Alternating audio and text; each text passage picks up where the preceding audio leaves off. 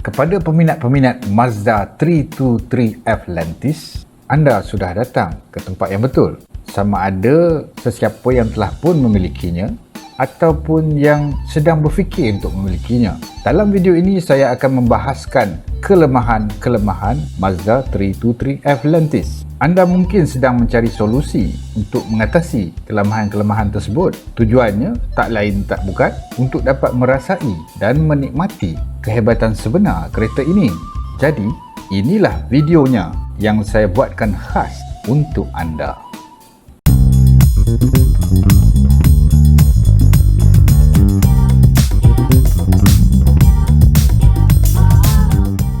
Assalamualaikum warahmatullahi wabarakatuh dan salam sejahtera. Selamat datang ke channel Tinkerman Joe. Apa khabar korma semua? Raya ni badan naik tak? Teman harapkan korma semua berada dalam keadaan sehat sentiasa. Steady lah. Kepada korma yang baru je terjembung dan terjumpa channel teman ni, teruskan menonton sampai penghujung video ni. Kalau yang belum subscribe lah. Pada mengkoma yang tak faham sepatah haram bahasa Melayu ke, bahasa Malaysia ke, kalau koma tengok video guna komputer, koma klik pada butang CC atau caption yang dekat bawah tu, yang pada setting tu. Kalau koma guna smartphone pula, koma klik yang belah atas tu, tekan sikit, lepas tu klik ada CC, koma tekan button tu. Lepas tu koma pilih lah bahasa apa yang koma faham. Bahasa English ada, bahasa Cina ada, bahasa Jerman ada, bahasa Tamil pun ada. Senarai itu teman dah sediakan untuk koma. Bukan apa pun, nak bagi koma faham. Sebabnya ada banyak info-info yang menarik yang boleh menjadi rujukan pada koma semua pasal kereta Mazda 323F Lantis ni yang jarang-jarang sekali dibincangkan. Tanpa melengahkan masa lagi, kita teruskan kepada topik perbincangan kita. 5 kelemahan Mazda 323F Lantis.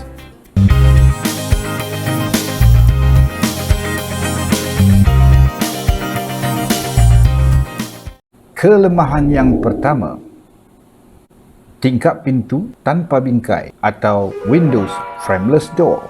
Kelemahan pada pintu tanpa bingkai atau frameless door ni sebenarnya berpunca pada Windows Slider Bush. Ada yang kata Windows Roller Bush, tapi sebenarnya Windows Slider Bush. Inilah masalah yang paling utama sekali. The number one problem kepada Mazda 323F Lantis. Kerana masalah inilah juga punca utama ramai pemilik-pemilik Mazda 323F Lantis di Malaysia menjual kereta mereka walaupun masih lagi menyayangi kereta mereka tu. Frameless windows pada Mazda 323F Lantis adalah tarikan utama kepada sesiapa yang berhajat nak memilikinya, dan ianya juga sebenarnya adalah masalah yang paling utama. Tanyalah siapa-siapa pemilik Mazda Lantis. Mereka semua akan mengakui mereka rasa bangga dengan pintu frameless door pada Mazda Lantis ni. Yeah baby.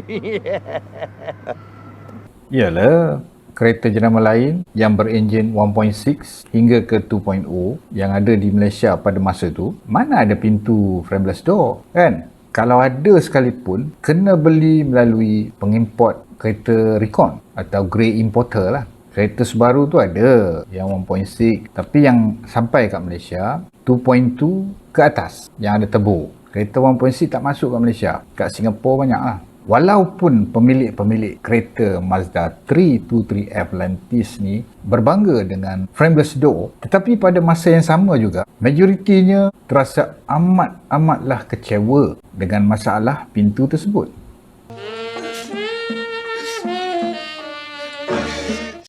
Contoh terbaik kereta Lantis teman sendirilah. Kereta teman tu didaftarkan pada 1997. Teman pula belinya pada tahun 2001. Bila tengok kat geran, teman orang yang keempat.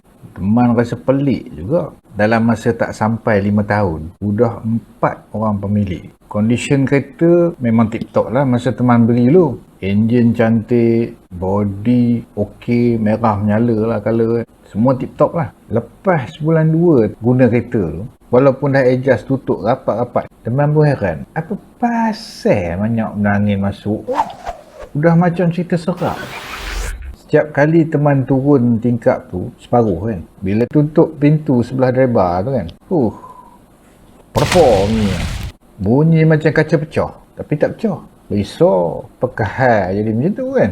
Udah rupa nutup pintu jamban zip curah. Macam kat kampung, kat belakang hutan tu kan. Krisis. Cara kaedah nak tutup pintu tu special. Kena develop teknik sendiri. Sebelah tangan pegang cermin, sebelah lagi pegang pintu. Lepas tu tolak sontak dua-dua. Masa tolak tu kena perhati kat cermin tu. Biar masuk ikut lining kat tepi tu. Kat atas tu. Dekat tepi bumbung tu, masuk. Dah rupa apa? Dah rupa kartun Street Fighter. Oyugen. Hadouken! Sacre bleu! Oyugen.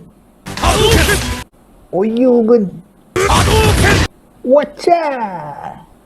Canggih teknik tu. Terpaksa keluar silat pulut lah, kumpau ke kan. Macam tu. Lepas tu masa tutup tu, kena perhati keliling. Kok ada orang nampak kan. Macho kena kontrol kan. Yalah, kereta frameless kan. Bila tutup macam tu, pelik no rupanya. Kalau tak buat cara tu, cermin terlepas daripada guide kan. Tutup masuk bawah, dia terlepas ke atas. Kononnya macho. Masuk ayo. Kalau hujan rupa nitrogen ni Jun. Emotional damage! Udah kena. Aja terlampau canggih cara tu. Koma-koma yang ada lentis ni, teman Condifoot confirm rasa. Teknik dia sama, konsisten. Mana-mana pemilik lentis, itulah cara. Sonok ada masa tu, hiba pun ada. Apakah hand cermin tinggal macam tu kan. Nak glamour, kununnya. Kalau tak betul ngecung lah. Kan? Macam owner lentis. Ada rasa tak?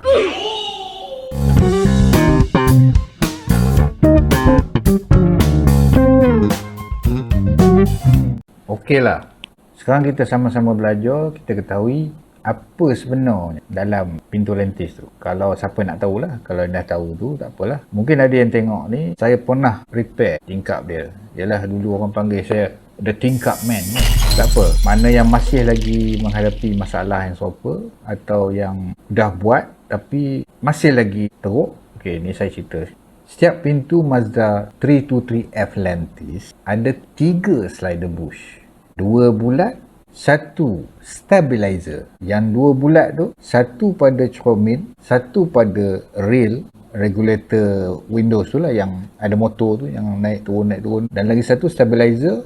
Kalau pintu depan, stabilizer tu letaknya di bahagian depan lah. Kalau pintu belakang, stabilizer tu diletakkan pada bahagian belakang lah. Kalau tak ada stabilizer, harapkan 2 bulat tu, kata orang parik, dia lain temperin jadinya.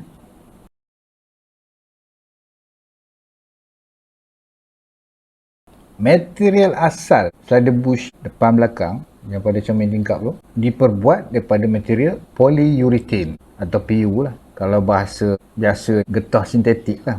Color dia putih luk sinar. Macam tu lah.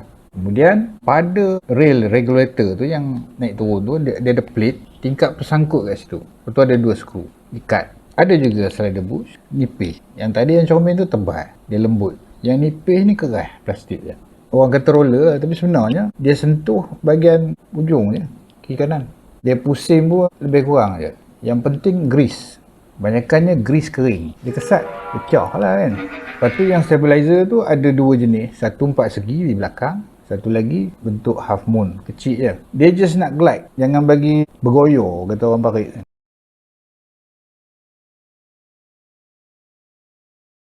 Kata orang Terengganu, wobble. Material plastik, PU, plastik poli, jangka hayat tu dalam 10 ke 15 tahun lah. Tapi kat Malaysia ni, negara panas hari-hari, hujan tiba-tiba, hujan panas, lebihnya panas, reput lah jadi benda tu. Tambah benda lembut. Ni dalam tu, setiap kali nak pakai. Benda tu slide, dan yang pakai tu tak pernah nak tengok. Lepas tu, komen superstar pula tak pernah tengok. So benda tu pecah. So macam saya, itu first kali saya tackle masalah tu. Saya buat R&D dan saya produce saya punya sendiri. Bila sukses, saya pun bagi tahulah pada siapa-siapa yang pakai lentis pada masa tu. Viral lah benda tu. Masa tu mana ada social media ni. Blog macam tu lah. So ada yang datang repair, ada yang beli, mereka tengok, mereka buat lantak mereka lah kan. Saya pun tak pattern benda tu. Masing-masing dengan cara masing-masing. Macam saya akan buat se-original yang boleh. Yang lain tu ada yang pakai skru. Ada yang jual saja, masang tak erti. Saya buat semua. Tu cerita dululah. Tingkap man. Selain daripada tingkap frameless door Mazda Lantis, saya juga diperlukan khidmat untuk membaiki tingkap pada Mazda MX-5 Miata pula. Tak apalah, benda sama, frameless door kan.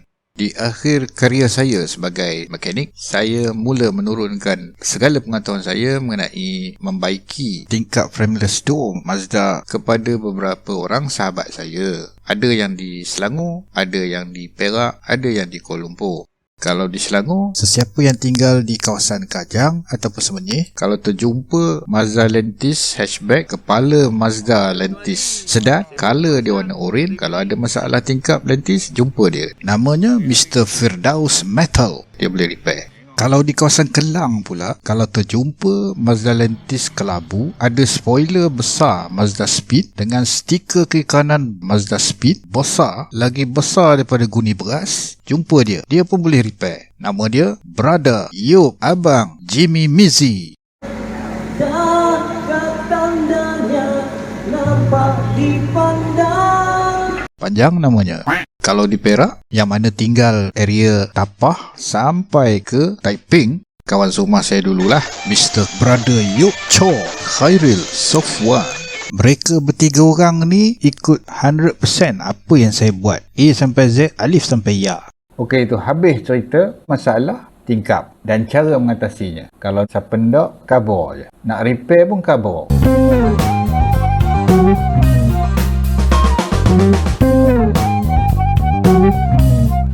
Kelemahan yang kedua, tenaga pecutan yang lemah atau pelembab. Punca yang paling utama Mazda 323F Lantis mengalami tenaga enjin yang lemah, sama ada 4 silinder atau V6, adalah disebabkan alat yang dinamakan VICS dan VRIS dah tak berfungsi, dah rosak. Yang rosaknya saya cerita selepas ni. VICS bermaksud Variable Inertia Charging System untuk 4 silinder ya. VRIS bermaksud Variable Resonance Intake System untuk V6. Kenapa dia tak fungsi? Kenapa dia rosak? Ini dia punya mekanisme. Kedua-dua VICS dan VRIS menggunakan tenaga kita semula, iaitu tenaga sedutan vacuum daripada intake manifold. Tujuannya adalah untuk menambahkan torque atau daya kilas dan juga untuk menambahkan kuasa kuda ataupun horsepower. Teknik ini teknik pintar, dia recycle balik, gunakan vacuum manifold untuk menghidupkan sistem tersebut. Sedutan vacuum pada intake manifold tu datang daripada piston. Piston tu sebenarnya pump. Penyelenggaraan yang baik pada VICS dan juga VRIS akan menjamin prestasi enjin yang A, yang cemerlang, yang optima. Kalau sistem tu tak fungsi atau rosak, power jadi lemau, lembik. Sampai tahap accelerator pedal tu kita pijak sambil berdiri buat muka Rambo mengamuk pun dia takkan laju. Macam tu lah perginya, slow macam steamroller. Tak apa-apa jadinya. Jadi lembab. Terasa berat pun ada. Penggunaan bahan api juga turut meningkat disebabkan tiada power. Cuma setakat mampu melakukan pembaziran bahan api sajalah. Itu yang kadang-kadang ada yang antara koma pick-up dengan kancil pun tinggal, betul tak? Dengan Wira tu dah tentulah kan. Kalau Saga pun je. VICS dan VRIS yang tak fungsi bukan sebab mechanical part. Alat yang selalu rosak pada sistem VICS dan VRIS adalah solenoid valve. Solenoid valve ni menggunakan trigger signal daripada ECU. Dia gunakan tenaga elektrik lebih kurang 5 volt, negatif positif, on, off. Bila vacuum menyedut, dia off. Dan apabila sampai certain RPM, dia akan on, dia akan bagi laluan. Memang valve pun. Apabila ECU sampai pada 5200 ke atas, dia akan trigger solenoid valve supaya on. On tu dibuka. Bila on, vacuum tu akan sedut pada RPM tu. Dan ia akan menarik plunger Plunger tu menarik butterfly shutter VICS tu dalam manifold. Skopor juga dengan VRIS. Ada dua chamber. Satu chamber untuk laluan RPM rendah, satu lagi chamber untuk RPM tinggi. Bila buka aja butterfly shutter tu, satu tenaga yang kuat lagi besar datang. Ini cara pneumatik lah. Kalau cara mechanical itulah VTEC, VVT. Sama aja konsepnya untuk menambahkan torque dan juga horsepower. Satu cara mechanical, satu cara pneumatik. Okey. Kalau kamu ada masalah pada pickup atau top speed kereta yang lembab pada kamu punya Mazda 323F Lantis, sama ada 1.6, 1.8, V6, cek benda tu. Nak test dia senang je. Cabut, pergi bateri, negatif positif, lucuk benda tu. Kalau solenoid valve tu berbunyi klik, klik, klik, klik, dia function. Kalau tak ada bunyi, soh je kata orang Paris, soh tu senyap lah. Udah jahanam. Apa perlu dibuat dengan solenoid valve? Kalau reti repair, buka servis. Kalau tak reti repair, tong sampah ataupun ke longkang. Ganti baru. Tak payahlah pergi half cut beli benda-benda scan. Kejap je. Beli baru kalau original. Warantinya ada. Kalau yang jenis KW kata Indonesia, KW tu maknanya bukan original, tahan juga. Kalau original, tahanlah bertahun. So pilihlah. Harga satu pun sekarang dah murah lah. Kebanyakan kereta Mazda yang tak ada tebu menggunakan sistem VICS dan VRIS. Yang terbaru VTCS. Itu variable tumble control system. Macam tu lah. Konsep dia sama je, lebih kurang lah. So kalau lembab, cek benda tu. Okey.